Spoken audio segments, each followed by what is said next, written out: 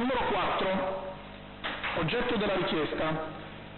Si richiede modifica di zona di riqualificazione turistica D5E, parcheggi privati di uso pubblico, AD5C, piscine, attrezzature sportive.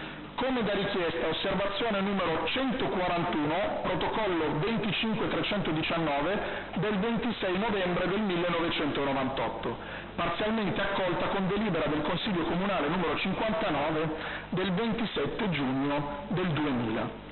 Il parere contrario, non pertinente, si rinvia alla stesura del RUE. Per puro errore materiale non si ritiene attuata la trasformazione da zona D5E, parcheggi privati di uso pubblico, a zona D5C, piscine e attrezzature sportive, come da accoglimento di osservazione. Pertanto si richiede nuovamente il non accoglimento, e quindi il nostro voto sarà: chi è favorevole? Contrario? Astenuto? Come prima.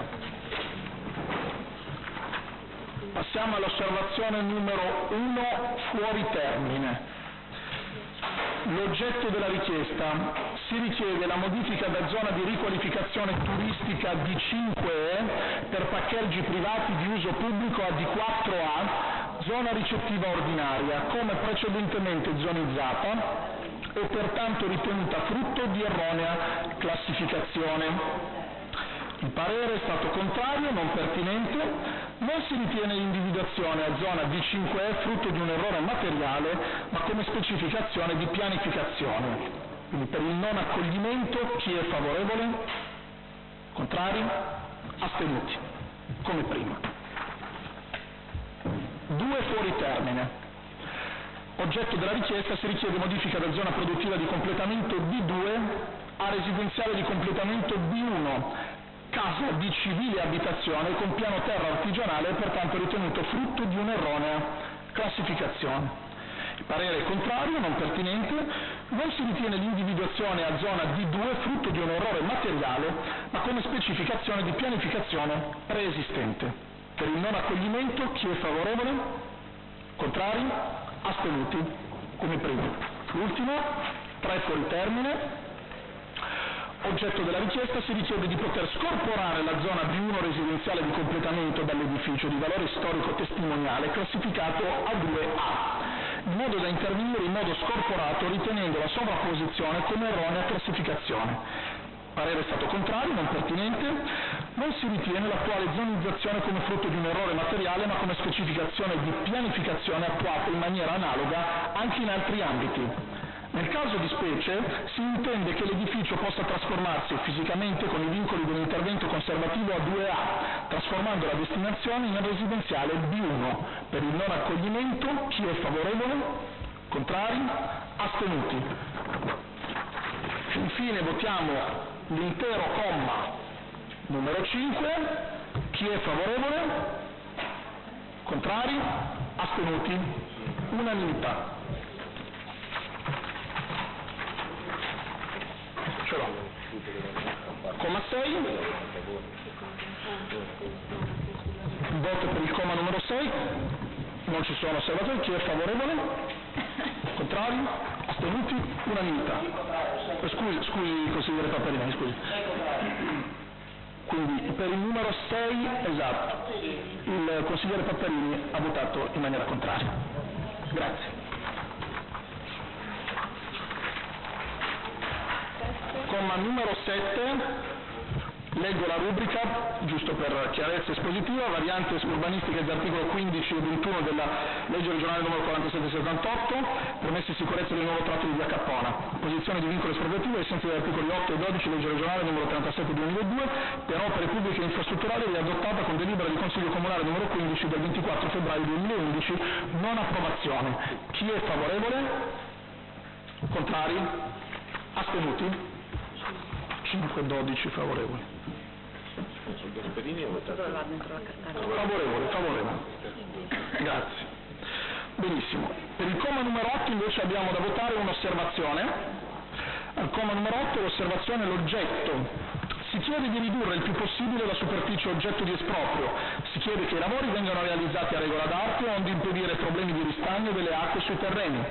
Si chiede di procedere all'esproprio partendo dal confine di proprietà. Il parere non accolta in quanto l'area oggetto dell'impianto di sollevamento è stata definita nella sua dimensione e collocazione dai progettisti dell'opera e già inserita nei piani sovraordinati ITCP, PSC, ai quali il PRG vigente attraverso questa variante si allinea.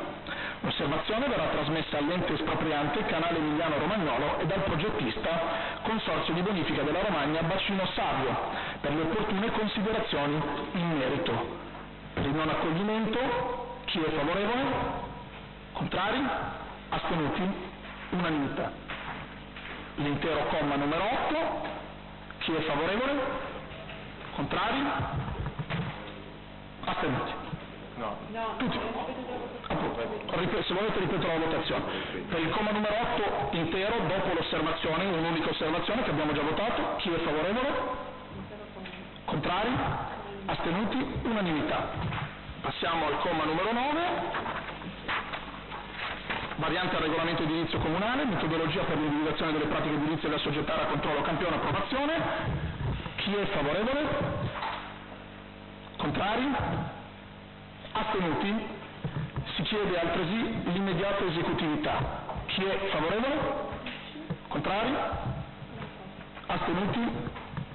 Uti prima. Comma 10. Una mozione presentata dai gruppi consigliari del Partito Democratico, Movimento 5 Stelle, Partito Repubblicano Italiano. A chi lascio la parola per l'esposizione? Consigliere Buda Pascale, prego a poter di parlare. Intanto buonasera a tutti, la leggo così è più chiaro per tutti.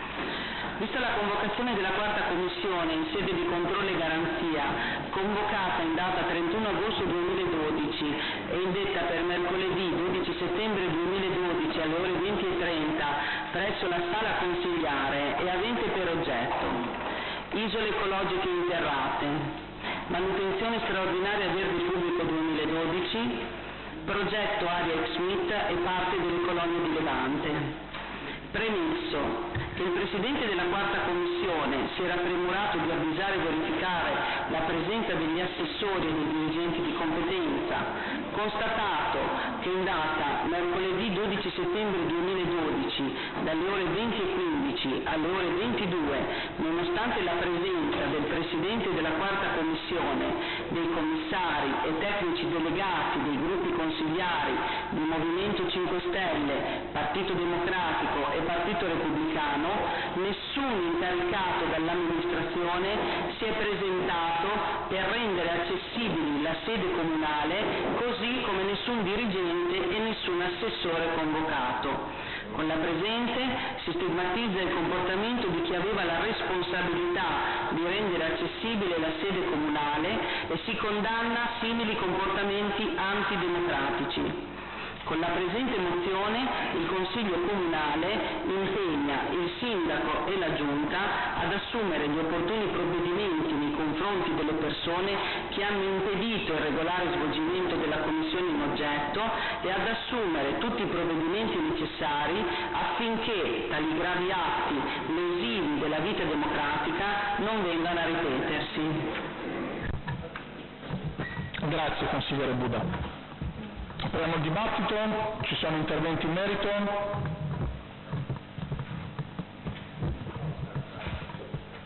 Se non vi sono interventi sono costretto a mettere al voto, però ritengo ci siano, appunto. Prego, Barelli. Grazie. Nessuno voleva rompere il ghiaccio, ma non penso che ci sia rischio. Ho scritto alcune note sintetiche per non dilungarmi troppo, poi magari se il Presidente mi dà il tempo proverò a fare un'analisi degli accaduti. A 10 minuti, capogruppo Barelli. Più la dichiarazione di voto. Successivamente, certamente. Grazie. Sono 14 punti ma brevissimi. 1. Il lavoro delle commissioni è previsto e regolato da statuto e regolamento nel rispetto delle leggi vigenti. 2. La quarta commissione ha anche, dopo turismo, commercio, artigianato, industria, pesca e agricoltura, anche compiti di garanzia e di controllo, articolo 16 statuto, ma deve, come le altre, favorire e snellire i lavori del Consiglio Comunale, articolo 13, comma 1 regolamento. Ovviamente il Presidente di Commissione deve dimenticare, tra virgolette, di appartenere a un soggetto partitico e comportarsi con equilibrio e rispetto dei presenti. 4. Il Presidente Papperini è stato nominato alla guida della quarta Commissione da PDL, Lega, UDC e PRI. 5. Il Presidente Papperini non rispetta le regole. Si comporta come un arbitro di calcio che miri ad eliminare le squadre in campo per far posto alla sua tifoseria. Questo è inaccettabile. Questo perché, come ho detto poco fa usando in una battuta, all'origine del ragionamento del Movimento 5 Stelle c'è che tutti i partiti sono brutti, sporchi e cattivi, mentre gli eletti del Movimento 5 Stelle sono belli, puliti e buoni. Ora, queste tesi sono rimbalzate, chi ha studiato un po' la storia lo sa, sono rimbalzate molte volte nella storia, bisogna stare attenti. Non mi impressionano, come dirò dopo, però in effetti uno che manda tutti a Fano, no? Ma tutti a Fano, per cui Fano diventerà una città enorme. Non si può porre come soggetto credibile, in quanto lui non mira a fare il campionato, come io dico usando la terminologia sportiva, ma mira a eliminare gli altri e li classifica prima di partire. Ripeto, tutti i partiti sono brutti, sporchi e cattivi, noi solo siamo gli eletti perché siamo belli, perché siamo puliti, perché siamo buoni. Ho avuto piacere che Papperini abbia espresso questa sera il suo desiderio di andare a Roma, perché mettendosi in piedi già si allena per il Parlamento. Faccio tanti auguri. Il problema però rimane, e quindi non è la questione della trasparenza e del controllo o degli altri punti affidati alla Commissione. Il problema è proprio nella presidenza del consigliere Papperini. 6. La sostituzione di un Presidente di Commissione non è prevista da Statuto e Regolamento.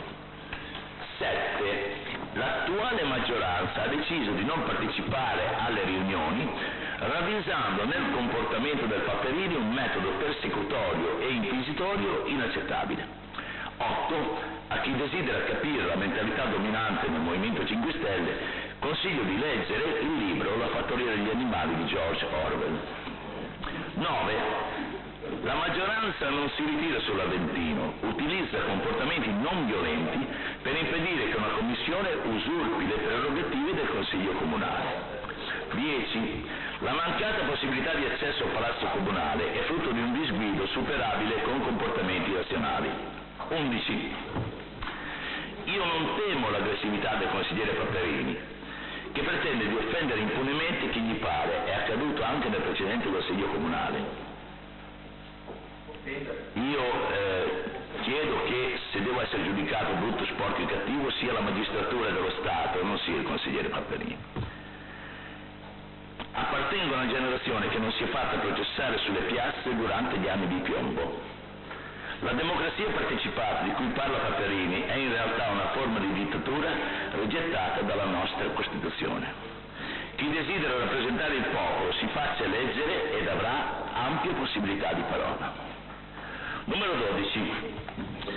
Sono favorevole alle più ampie trasparenza e comunicazione tra amministrazione e cittadini, perciò auspico le conferenze e le audizioni dei rappresentanti delle organizzazioni sociali, culturali e economiche liberamente eletti dalla società civile. Al contempo rifiuto le piazzate dove le tifoserie pretendono di condizionare lo svolgimento del campionato. Torno ancora alla metafora calcistica.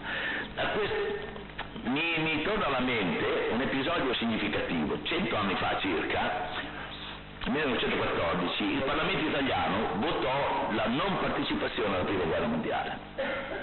Nei mesi successivi, i movimenti di piazza, naturalmente la piazza era costituita da studenti, non c'era da contadini e operai, ovviamente sponsorizzati da qualcuno, indussero in pochi mesi il Parlamento italiano a cambiare opinione.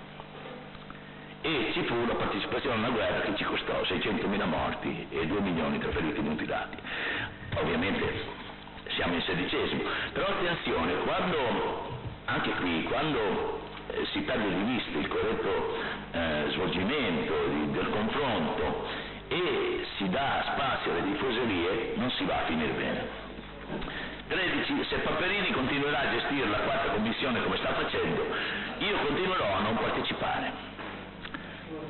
14. A proposito di regole, perché il consigliere Paperini non rispetta l'articolo 58,2 del regolamento? Esso recita testualmente: i consiglieri partecipano alle adunanze seduti nei posti loro assegnati e parlano dal loro posto rivolti al Presidente e al Consiglio.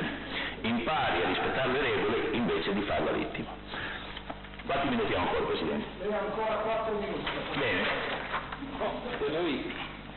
Per ora basta, intervengo dopo. La ringrazio, Baredi. Ci sono altri interventi?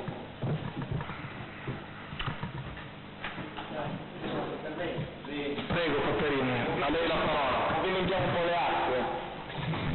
Allora, prima di leggere l'intervento che abbiamo preparato insieme ai ragazzi, ragionandoci su, cercando di essere più puntuali possibili, vorrei far capire la questione in merito alla quarta commissione, perché le osservazioni poste da Baredi probabilmente nascono anche per un fatto ben preciso, che la Commissione Controllo e Garanzia nella storia del Comune di Cesenatico non è mai stata convocata. Il modo di lavorare della Commissione Controllo e Garanzia non si è mai visto in questo Comune, perché l'opposizione faceva l'opposizione, era efficiente, lo chiedo a voi, perché non credo che precedentemente avevate un altro ruolo, eravate l'opposizione, quindi avevamo un'opposizione efficiente, non è mai stata convocata. Quindi partiamo con questo ragionamento quando ascolterete le mie considerazioni e le considerazioni che avete già ascoltato. Non era mai stata convocata. Quindi questo modo di lavorare è chiaro che non si era mai visto, non era mai stata convocata in questo Consiglio Comunale, è un modo particolare, ha delle funzioni particolari la Commissione. Ma andiamo avanti. La cosa che mi tocca più nel profondo, soprattutto a livello personale, sono i diritti e le garanzie istituzionali infangati e calpestati. Come amministratore ho dei doveri a cui mi devo attenere e dei diritti che devono essere garantiti. Quando tali diritti vengono calpestati mi sento realmente solo, senza alcuna protezione istituzionale. Questo è ciò che mi fa più male. A chi mi dovrei rivolgere? Ogni giorno dovrei presenziare davanti alla Procura della Repubblica? A me non interessa, mi rivolgo a Donini perché in queste ultime settimane mi ha scritto sul giornale, non mi interessa se la maggioranza boccia i nostri progetti e proposte e successivamente li porta avanti come se fossero loro. Non mi interessa nulla. Donini avrà modo di rispondere, perché uno dei suoi interventi vale più dei 100 dei miei, quindi avrà modo dopo di rispondermi. Non mi interessa nulla. La cosa che mi fa più arrabbiare è quando vengono calpestati diritti democratici a cui ognuno di noi deve o dovrebbe attenersi. Ma cerchiamo di capire che cosa realmente è successo. Mercoledì 12 e mercoledì 19 settembre è stata convocata dal Presidente Alberto Paperini la Commissione in sede di controllo e garanzia su temi di grande attualità.